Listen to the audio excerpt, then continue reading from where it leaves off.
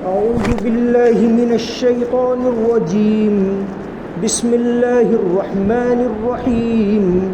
خلق السماوات بغير عمد ترونها وألقى في الأرض رواسي أن تميد بكم وبث فيها من كل دابة وأنزلنا من السماء ماء فأنبتنا فيها من كل زوج كريم.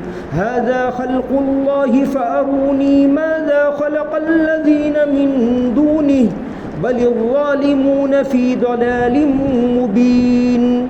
وَلَقَدْ آتَيْنَا لُقْمَانَ الْحِكْمَةَ أَنِ اشْكُرْ لِلَّهِ وَمَنْ يَشْكُرْ فَإِنَّمَا يَشْكُرُ لِنَفْسِهِ وَمَنْ كَفَرَ فَإِنَّ اللَّهَ غَنِيٌّ حَمِيدٌ. صدق اللہ العظیم. اس نے آسمانوں کو ایسے ستونوں کے بغیر پیدا کیا جو تمہیں نظر نہ آ سکیں، اور زمین میں پہاڑوں کے لنگر ڈال دیے ہیں تاکہ وہ تمہیں لے کر ڈگمگائیں نہیں، اور اس میں ہر قسم کے جانور پھیلا دیے ہیں. ہم نے آسمان سے پانی برسایا، پھر اس زمین میں ہر قابل قدر قسم کی نباتات اگائی. یہ ہے اللہ کی تخلیق. اب ذرا مجھے دکھاؤ کہ اللہ کے سوا کسی نے کیا پیدا کیا. بات دراصل یہ ہے کہ یہ ظالم لوگ کھلی گمراہی میں مبتلا ہیں. ہم نے لقمان کو دانائی عطا کی تھی اور ان سے کہا تھا کہ اللہ کا شکر کرتے رہو، اور جو کوئی اللہ کا شکر ادا کرتا ہے وہ خود اپنے فائدے کے لیے شکر کرتا ہے، اور اگر کوئی ناشکری کرے تو اللہ بڑا بے نیاز ہے، بذات خود قابل تعریف ہیں. یہاں اللہ تبارک و تعالیٰ کی توحید کی چند نشانیاں بیان کی. اس میں پہلا آسمان کے بغیر ستون کے بنایا. آیت کے اندر یہ ہے کہ اس نے بغیر ستون کے بنایا جو تمہیں نظر آئیں، یعنی نظر نہ آئیں ایسے ستونوں والا آسمان بنایا. اس زمانے میں حضرت ابن عباس رضی اللہ عنہ، اسی طرح حضرت اکرمہ اور حضرت مجاہد بیان کرتے ہیں کہ اللہ نے آسمان کے ستون تو بنائے ہیں لیکن وہ تمہیں نظر نہیں آتے، ایسا انہوں نے ترجمہ کیا. تو آج جو سائنس والے کہتے ہیں کہ اس کے اندر ایک کشش، ایک اٹریکشن ہے، اس کے ذریعے یہ آسمان کے سارے ستارے اور سیارے قائم ہیں. بغیر عمد ترونہا والقی فی الارض رواسی ان تمید بکم. دوسری اللہ کی نشانی کہ پہاڑ اللہ تعالیٰ نے بنائے. بڑے بڑے پہاڑ زمین کے اوپر موجود ہیں جس کا پچھلی مرتبہ تذکرہ ہوا. تیسری نشانی وبث فیہا من کل دابہ، اس زمین پر ہر قسم کے جانور پھیلا دیے. اللہ کی تیسری نشانی بیان کی کہ اللہ تعالیٰ نے زمین پر طرح طرح کے جانور پیدا کیے. واللہ خلق کل دابۃ من ماء. اللہ تعالیٰ نے سورہ نور میں ہے کہ اللہ تعالیٰ نے ہر طرح کے جانور زمین کے اوپر بنائے اور پانی سے پیدا کیے. واللہ خلق کل دابۃ من ماء فمنہم من یمشی علی بطن. بعض جانور تو ایسے جو اپنے پیٹ کے بل رینگتے ہیں. ومنہم من یمشی علی رجلین. بعض ایسے ہیں جو دو پیروں کے اوپر چلتے ہیں. ومنہم من یمشی علی اربع. بعض ایسے ہیں جو چار پیروں کے بل چلتے ہیں. اللہ تعالیٰ نے قسم قسم کے جانور پیدا کیے. تو فرمایا اس کے اوپر غور کرو کہ یہ جانور کس نے پیدا کیے. یہ تتلی، اس کے اندر کس نے رنگ بھرا. چھوٹا سا پتنگا ہوتا ہے، اس کے اندر کس نے رنگ بھرا. اتنا بڑا ہرن جیسا اور زراف جیسا جانور کس نے پیدا کیا. اگر تم اللہ تعالیٰ کی مخلوق کے اوپر غور کرو گے، سمندر کے اندر مچھلیاں چل رہی ہیں، مچھلیاں تیر رہی ہیں، بے شمار کروڑ مچھلیاں. روزانہ انسان کروڑ مچھلیاں نکالتا ہے اور صدیوں سے نکال رہا ہے، لیکن وہ ختم نہیں ہو رہی. آسمان کے اندر اڑنے والے پرندے یہ کس نے پیدا کیے؟ مور کے جو پر ہوتے ہیں کس نے اس کے اندر رنگ بھرا؟ انسان اس کے اوپر غور کرے تو اللہ تبارک و تعالیٰ کی تیسری نشانی بیان کی وَبَثَّ فِيهَا مِن كُلِّ دَابَّةٍ کہ زمین کے اوپر طرح طرح کے جانور پھیلا دیے۔ اب چوتھی نشانی وَأَنزَلْنَا مِنَ السَّمَاءِ مَاءً ہم نے آسمان سے پانی برسایا۔ پانی اللہ تعالیٰ کی بہت بڑی نعمت ہے۔ وَجَعَلْنَا مِنَ الْمَاءِ كُلَّ شَيْءٍ حَيٍّ جتنے بھی جاندار، قرآن کی آیت ہے یہ، اور آج سائنس والے بھی کہتے ہیں جتنے بھی جاندار ہیں زمین کے اوپر سب کے جسم میں پانی ہوتا ہے، پانی کے بل پر وہ زندہ ہیں۔ تو فرمایا وَأَنزَلْنَا مِنَ السَّمَاءِ مَاءً ہم نے آسمان سے پانی برسایا۔ پانی اللہ تبارک و تعالیٰ کی بڑی نعمت ہے۔ نبی کریم صلی اللہ علیہ وسلم ٹھنڈا پانی پسند کرتے تھے، جیسا کہ حدیث شریف کے اندر آتا ہے۔ ٹھنڈا یعنی آج کل جو بہت زیادہ ٹھنڈا پیتے ہیں وہ نہیں، جو قدرتی طور پر ٹھنڈا ہو۔ بیر غرض کا پانی آپ صلی اللہ علیہ وسلم کے لیے لایا جاتا تھا۔ یہ قباء کے قریب ایک کنواں ہے، غرض کا کنواں ابھی بھی موجود ہے، وہاں سے آپ صلی اللہ علیہ وسلم کے لیے پانی آتا تھا، آپ اس کو پیتے تھے، اس کو پسند کرتے تھے۔ اور ابن ماجہ کی حدیث تو یہ ہے، آپ صلی اللہ علیہ وسلم نے حضرت علی رضی اللہ عنہ کو نصیحت کی، وصیت کی تھی کہ اے علی مجھے غسل دو تو غرض کے پانی سے غسل دے۔ حضرت عثمان رضی اللہ عنہ نے روما کا کنواں خرید کر وقف کر دیا۔ پانی کا وقف کرنا جیسے زمین کا وقف ہوتا ہے، مسجد کا ہوتا ہے، مدرسے کا ہوتا ہے، پانی کا وقف کرنا یہ بھی بہت بڑا ثواب ہے۔ جن علاقوں کے اندر پانی کی تنگی ہو وہاں پانی کا انتظام کرنا یہ بھی صدقہ جاریہ ہے۔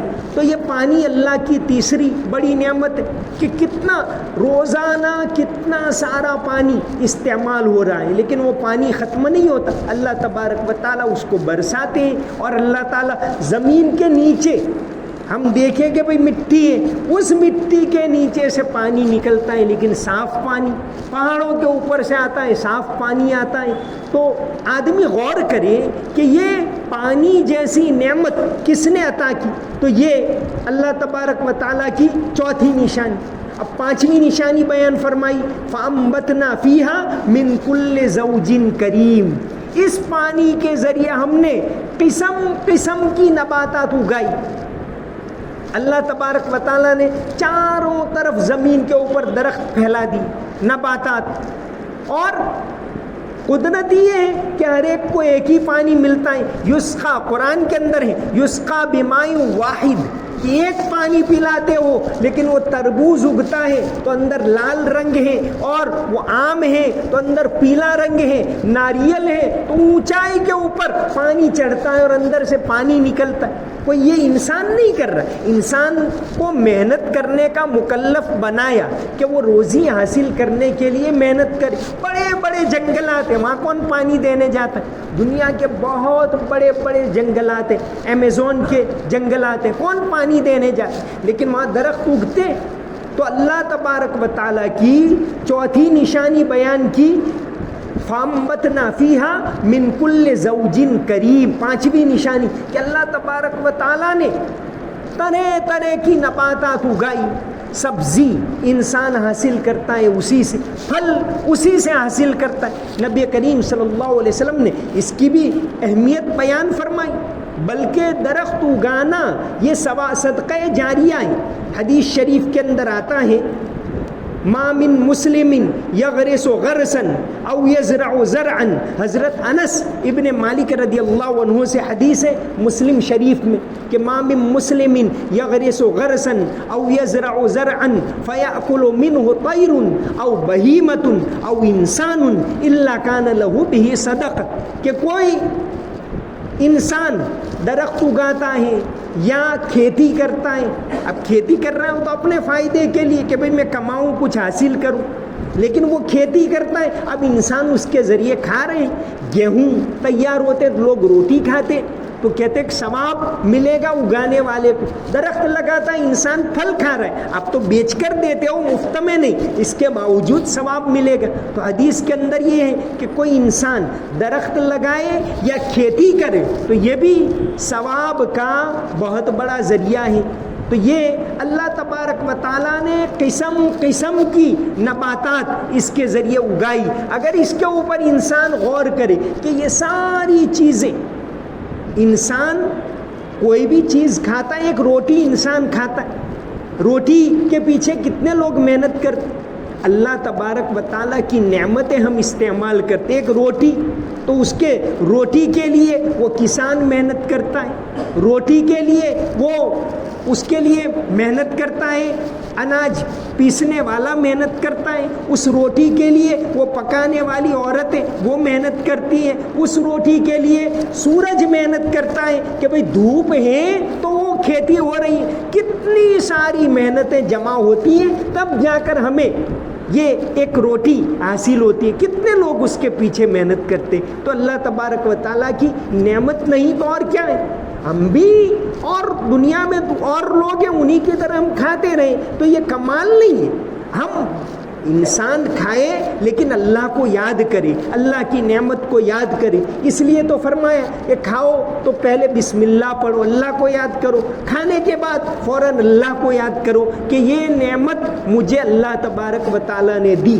تو یہاں اللہ کی قدرت کی نشانیاں بیان کی کہ وہ روکنے والے نضر ابن حارث جیسے آج بھی دنیا میں ہیں جو ایمان سے روکتے, لیکن اگر تم اللہ کی نعمتوں کے اوپر غور کرو گے تو تم کو اللہ تبارک و تعالیٰ کی پہچان ہو جائے گی. آسمان کو دیکھو کہ کیسے بنایا, بغیر ستون کے کیسے کھڑا ہے. جانوروں کو دیکھو, پھل پھول کو دیکھو کہ بھئی گلاب کا پھول ہے تو کون اس کے اندر گلابی رنگ بھرتا ہے, اور وہ سورج مکھی کا پھول ہے تو کون پیلا رنگ اس کے اندر بھرتا ہے. یہ اللہ تبارک و تعالیٰ کی قدرت کی کاریگری ہے. تو یہاں ان میں سے 5 نشانیوں کا خاص طور سے ذکر کر کے بیان کیا کہ تم ان کے اندر غور کرو. اب یہاں ایک لفظ آیا من کل زوجن کریم. یہاں تو زوج کا مطلب ہوتا ہے قسم قسم کی نباتات, طرح طرح کی, لیکن زوج کا عربی میں ایک اور مطلب ہوتا ہے جوڑا, مذکر اور مؤنث, میل اور فیمیل. تو جس طرح انسانوں میں میل اور فیمیل ہے, جانوروں میں ہے, تو یہ نباتات کے اندر بھی, درختوں کے اندر بھی میل اور فیمیل ہوتا ہے. لیکن قرآن نے کیا کہا, وَإِن مِّن شَيْءٍ, کہ ہر چیز کے اندر اللہ تبارک و تعالیٰ نے جوڑا پیدا کیا, ہر چیز کے اندر. تو ایک زمانے میں تو ترجمہ کرنے والے کہ جو ہر چیز سے مراد ہر جاندار, انسان, حیوان, درخت وغیرہ. لیکن آج سائنس نے ثابت کر دیا کہ صرف انسان اور حیوان میں نہیں, یہ پتھر کے اندر بھی میل اور فیمیل ہوتا ہے, اس میں بھی پروٹون اور الیکٹران ہوتا ہے ہر ذرے کے اندر. آج سائنس نے ثابت کر دیا کہ صرف انسانوں میں اور صرف جانداروں میں میل فیمیل نہیں ہوتا, بلکہ ہر چیز کے اندر, جو قرآن کے اندر جو لفظ ہے من کل زوجن کریم, کہ درختوں کے اندر بھی اور ہر چیز کے اندر میل فیمیل ہے, یہ آج سائنس نے ثابت کر دیا. تو یہاں یہ بات بیان کی. تو اللہ تبارک و تعالیٰ کی توحید کی نشانیاں چاروں طرف پھیلی ہوئی ہیں, ان کے اندر غور کرو گے تو تم اللہ کی ذات کو پہچانو گی. یہاں یہ آیت, یہ اس سورت کا تیسرا ٹکڑا ہوا. پہلے ٹکڑے کے اندر وہ بیان کہ محسنین, کہ یہ قرآن ہدایت ہے نیکی کرنے والوں کے لیے. دوسرے ٹکڑے کے اندر یہ بیان فرمایا کہ بہت سارے لوگ ہوتے ہیں جو اللہ سے روکتے ہیں. اب تیسرے حصے کے اندر بیان فرمایا کہ تم اللہ کی نشانیوں کے اوپر غور کرو تو تم اللہ تعالیٰ کو پہچان لو گی. اب اس سورت کا جو اہم حصہ ہے, چوتھا حصہ, وہ شروع ہوتا ہے, فرمایا وَلَقَدْ آتَيْنَا لُقْمَانَ الْحِكْمَةَ أَنِ اشْكُرْ لِلَّهِ, کہ ہم نے حضرت لقمان کو دانائی عطا کی, حکمت عطا کی, اور ان سے کہا کہ اللہ کا شکر ادا کرتے رہنا۔ یہاں سے حضرت لقمان علیہ السلام کی نصیحتیں شروع ہوتی۔ پرانے زمانے میں عربوں کے اندر تو خاص طور سے حضرت لقمان علیہ السلام کی جو حکمت کی باتیں تھیں وہ بہت زیادہ مشہور تھی۔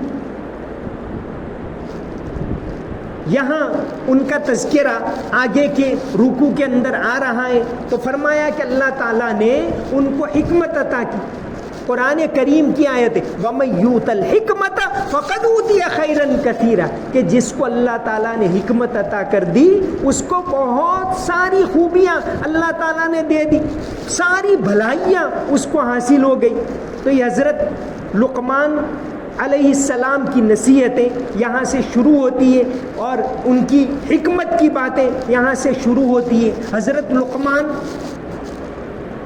جیسا کہ اکثر مفسرین، اکثر علماء یہ کہتے ہیں کہ وہ ایک ولی تھی، نبی نہیں تھی۔ ہاں، امام شافعی، جیسا کہ معالم العرفان کے اندر لکھا ہوا ہے کہ امام شافعی ان کو نبی مانتے تھے، اور دوسرے حضرت اکرمہ جو حضرت ابن عباس کے شاگرد، یہ دونوں یہ مانتے ہیں کہ وہ نبی تھے، لیکن ان کا قول ضعیف ہے۔ باقی تمام علماء لکھتے ہیں کہ وہ اللہ کے بہت بڑے ولی تھے۔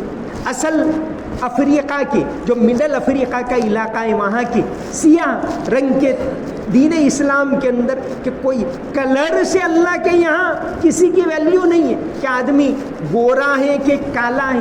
حضرت سعید ابن مسیب ایک بڑے تابعی گزرے، ان کے پاس ایک کالا آدمی فتویٰ پوچھنے کے لیے آیا، تو سعید ابن مسیب نے کہا کہ تم کو تمہارے کالے رنگ کے اوپر شرم نہیں بلکہ فخر ہونا چاہیے، کیونکہ اللہ تبارک و تعالیٰ نے بہت سے ایسے پیدا کیے ہیں جو سیاہ تھے لیکن بہت بڑے تھے۔ پھر انہوں نے 3 آدمیوں کا ذکر کیا، ایک حضرت لقمان جن کے بارے میں آگے آ رہا ہے، دوسرے حضرت بلال حبشی سیاہ نسل کے تھے، لیکن نبی کریم صلی اللہ علیہ وسلم نے ان کو اپنا بہت قریبی بنایا، اپنے خادم بنایا۔ حضرت بلال رضی اللہ عنہ اذان دیتے تھے، اور جب مکہ فتح ہوا تو آپ صلی اللہ علیہ وسلم نے خود ان کو کعبۃ اللہ کے اوپر چڑھایا کہ اوپر چڑھ کے اذان دو، تو حضرت بلال رضی اللہ عنہ۔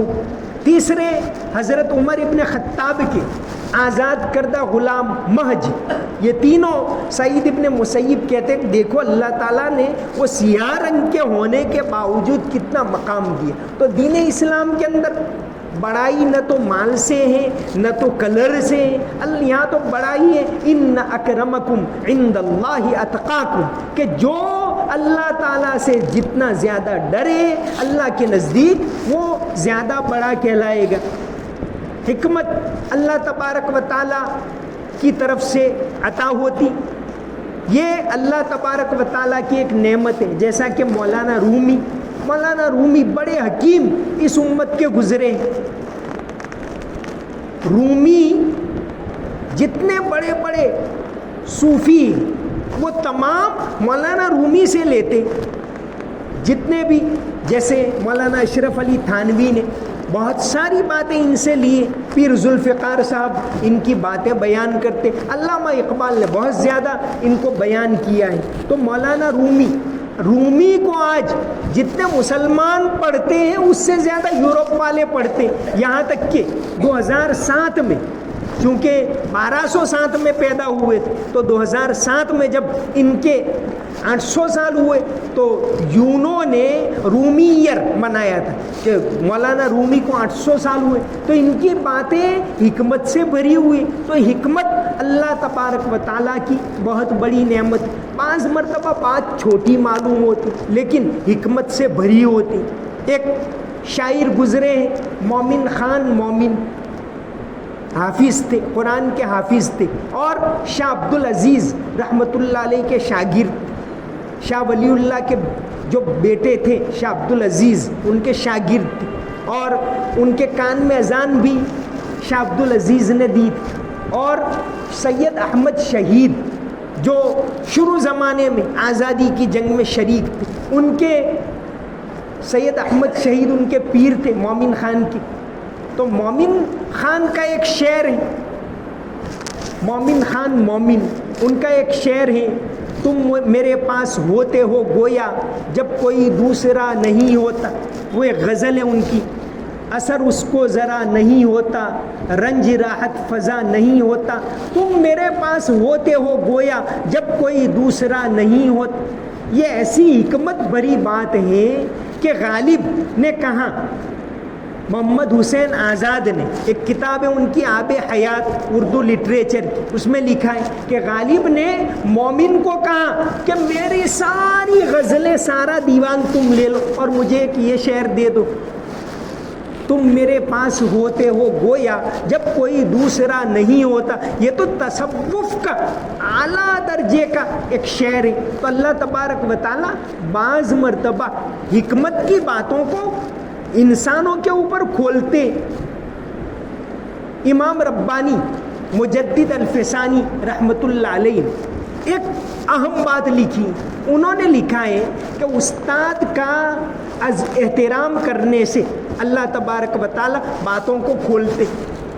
امت کے بہت بڑے صوفی، بہت بڑے عالم، بلکہ 1000 سال میں سب سے بڑے عالم میں ان کا شمار ہوتا ہے مجدد الفسانی. تو انہوں نے ایک خط لکھا ہے. ان کے پیر صاحب خواجہ باقی باللہ تھے، ان کی وفات ہو گئی تو خواجہ باقی باللہ کے بیٹے کو ایک خط لکھا، خواجہ عبید اللہ دوسرے نمبر کے بیٹے، ان کو خط لکھا. شاہ صاحب کے جو مکتوبات خطوط ہے اس میں یہ 266 نمبر کا خط ہے. اس میں استاد کا احترام کیا ہے اور استاد کا احترام کرنے سے اللہ تعالیٰ کیسے حکمت کی باتیں کھولتے ہیں یہ انہوں نے لکھا ہے. تو لکھا خواجہ عبید اللہ کو کہ تمہارے باپ کے مجھ پر اتنے احسانات ہیں، مجھے الف با بھی نہیں آتی تھی، الف با سے لے کر اتنے اونچے درجے تک پہنچایا تو انہوں نے پہنچایا. پوری زندگی میں ان کی قبر کے خادموں کی خدمت کرتا رہوں تو ان کے احسانات کا تھوڑا سا بدلہ بھی میں نہیں چکا سکتا. تو اس خط کے اندر انہوں نے یہ بات لکھی ہے کہ اللہ تبارک و تعالیٰ استاد کا احترام کرنے سے بھی حکمت کی باتیں کھولتے ہیں. بہرحال تو یہاں حضرت لقمان علیہ السلام کی حکمت کی باتیں آگے آ رہی ہیں. اسی طرح عبداللہ ابن مبارک کا ایک واقعہ تھا. عبداللہ ابن مبارک جن کو امیر المومنین فی الحدیث کہا گیا ہے، یعنی اس امت کے حدیث کے بہت بڑے ماہر، وہ اکثر تنہا رہتے تھے بڑی عمر میں، اکیلے، بھیا کوئی نہیں، اکیلے. تو لوگوں نے پوچھا کہ آپ اکیلے رہتے ہو، اتنی بڑی عمر ہے، آپ کو ڈر نہیں لگتا؟ تو کہا کہ جس کے ساتھ اللہ ہو اس کو ڈر کس بات؟ تو ایسی حکمت کی باتیں اللہ تبارک و تعالیٰ کھولتے ہیں. حدیث شریف کے اندر آتا ہے الحکمت ضالۃ المومن، حکمت مومن کا گم شدہ سرمایہ ہے. حیث وجدہا فہو احق بہا، کہ جہاں کہیں پائے اس کو لے لے. بہت سارے غیر مسلم ہوتے لیکن ان کی باتوں کے اندر بھی بہت ساری حکمت ہوتی، جیسا کہ حضرت علی رضی اللہ عنہ کا قول ہے خود ما صفا ودا ما قدر، کہ جو صاف صاف باتیں، اچھی نصیحتیں تم کو کہیں سے بھی ملے اس کو لے لیا کرو. لو جان بیچ کر بھی جو علم و ہنر ملے، لو جان بیچ کر بھی جو علم و ہنر ملے، جس سے ملے، جہاں ملے، جس قدر ملے. تو یہاں سے حضرت لقمان علیہ السلام کی نصیحت مسلسل پورے ایک رکوع تک بیان ہوگی. وما علینا الا البلاغ المبین. اللهم صل على محمد وعلى ال محمد وبارك وسلم. ربنا آتنا في الدنيا حسنة وفي الآخرة حسنة وقنا عذاب النار. رب اغفر وارحم وانت خیر الراحمین. یا اللہ ہمارے گناہوں کو معاف فرما، ہماری تمام کوتاہیوں کو معاف فرما. یا اللہ گناہوں سے پاک صاف فرما، تمام گناہوں کو دھو دے. یا اللہ تمام گناہوں کو ختم کر دے. یا اللہ ہمیں عافیت کے ساتھ تیری عبادت کرنے کی توفیق عطا فرما. یا اللہ علم و حکمت کے خزانوں کو ہمارے اوپر کھول دے. قرآن کے اندر جو علم و حکمت ہیں یا اللہ اس کی دولت ہمیں نصیب فرما.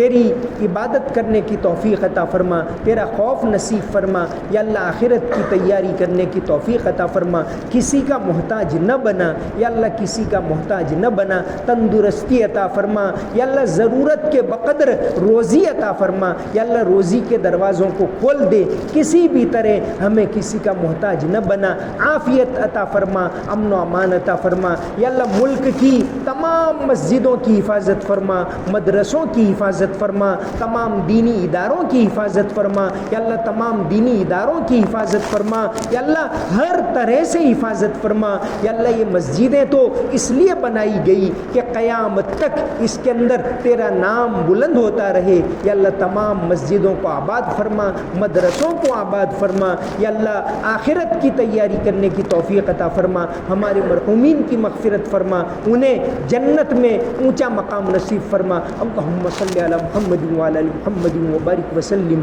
سمعنا واطعنا غفرانک ربنا وإلیک المصیر برحمتک یا ارحم الراحمین۔